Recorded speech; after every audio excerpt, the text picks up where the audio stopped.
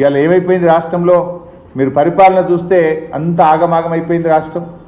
ఎక్కడ చూసినా ఇవాళ రాష్ట్రంలో విషజ్వరాలు, రాష్ట్రంలో ప్రజలు విషజ్వరాలతో ప్రాణాలు విడుస్తూ ఉన్నారు.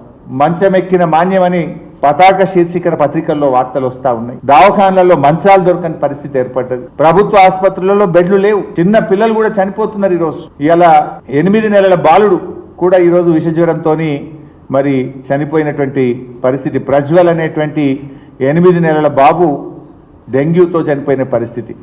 ఆసిఫాబాద్ జిల్లా గండిపేట గ్రామంలో 32 ఏళ్ల కాశీనాథ్, 18 ఏళ్ల పూజ అనే అమ్మాయి కూడా విషజ్వరాలతో చనిపోయింది. రాష్ట్రంలో దాదాపు 3000 డెంగ్యూ కేసులు నమోదైనాయి. వేలాది మంది చికెన్ గునియా, వైరల్ ఫీవర్స్, విషజ్వరాలతో ప్రజలు బాధపడతా ఉన్నారు. అంటే గందరగోళం అయిపోయింది. దవాఖానాల మందులు లేవు. ప్రజలు చాలా ఇబ్బంది పడుతున్నటువంటి పరిస్థితి ఉన్నది. ప్రజలు విలవిల్లాడుతున్నటువంటి పరిస్థితి ఉంది. పసికందులను కుక్కలు విక్క తింటున్నాయి. హాస్పిటళ్లలో మందులు లేవు. పల్లెల్లో పారిశుద్ధ్యం పడికేసింది. 8 నెలల్లో అంతా ఎటమటం అయిపోయింది. గురుకులాల్లో మా అక్క చెప్తుంది ఎలకలు కొరుకుతున్నాయి పిల్లలు.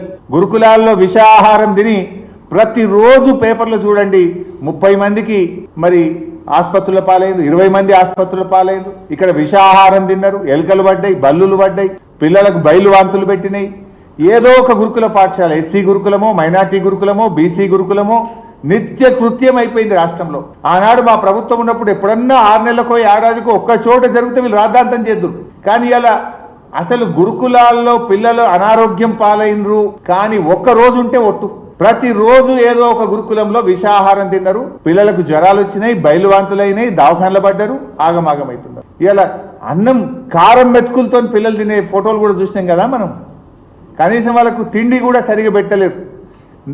కారం వేసుకొని, నూనె వేసుకొని అన్నం మెతుకులు పిల్లల్ని తినేటువంటి పరిస్థితి ఈరోజు ఈ ప్రభుత్వం తీసుకొచ్చింది. అంటే పాలన పడకేసింది. మీరు ఎంతసేపు మార్కులు, స్కోరింగులు, బ్రేకింగులు, గోబల్స్ ప్రచారము, దుష్ప్రచారాల మీద దృష్టి పెట్టింది తప్ప మీరు ఈ పబ్లిసిటీ స్టంట్స్, నేను ఇకనైనా దిగండి, పబ్లిసిటీ స్టంట్స్ మానండి, గవర్నెన్స్ మీద దృష్టి పెట్టండి అని నేను ప్రభుత్వాన్ని కోరుతా ఉన్నాను. ఎందుకంటే మీరు నిజంగా గవర్నెన్స్ మీద దృష్టి పెడితే ప్రతిరోజు సంక్షేమ హాస్టళ్లలో పిల్లలు ఆసుపత్రుల పాలు కారు కదా. రాష్ట్రంలో మలేరియా, డెంగ్యూ, వైరల్ ఫీవర్స్ ఇంతగా ప్రబలై కదా. జ్వరం సర్వే అని పెట్టిండ్రు, అది తూతూ మంత్రం నడిచింది. జ్వరం సర్వే అంతా తూతూ మంత్రంగానే నడిచింది తప్ప ఎక్కడైతలేదు. సీతారామ నిర్మాణం కోసం మేము కృషి చేస్తుంటే ఆ రోజు ఇదే కాంగ్రెస్ పార్టీ నాయకులు కోర్టుల్లో కేసులు వేసిండ్రు.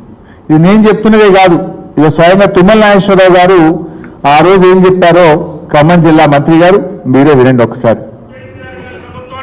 నాకు ఈ జిల్లాని సంపూర్ణంగా మిగిలిపోయినటువంటి బృహత్తర కార్యక్రమాన్ని పూర్తి చేసే అవకాశం మళ్ళీ కేసీఆర్ గారు నాకు ఇచ్చారు. అందుకనే ఈ జిల్లాలో మిగిలిపోయినటువంటి సాగునీటి పథకం, నేను కలలుగన్నటువంటి పథకం, ఈనాడు ముఖ్యమంత్రి గారి చేతులకు మీదుగా శంకుస్థాపన చేసినటువంటి ఈ జిల్లా జీవనాడి, ఈ జిల్లా ప్రజల చిరకాల వాంఛ గోదావరి జలాల్ని ఈ జిల్లా రైతాంగానికి ఇవ్వాలని ఆనాడు కాంగ్రెస్ ప్రభుత్వం ఆనాడు మొదలెట్టినటువంటి తుమ్మగూడాన్ని వాళ్ళ స్వార్థం కోసం, స్వలాభం కోసం, సొంతం కోసం, కమిషన్ల కోసం దాన్ని చిందరవందర చేసి ఒక్క చుక్క నీళ్లు ఇవ్వకుండా 2000 కోట్లు దగా చేసినటువంటి కాంగ్రెస్ పార్టీ పాలకులు ఈ రోజు ఇరిగేషన్ ప్రాజెక్టుల గురించి, కేసీఆర్ గురించి ఒక్క మాట మాట్లాడే నైతిక హక్కు లేదు అని చెప్పి ఆ పార్టీ నాయకులు విజ్ఞప్తి చేయదలుచుకున్నాం.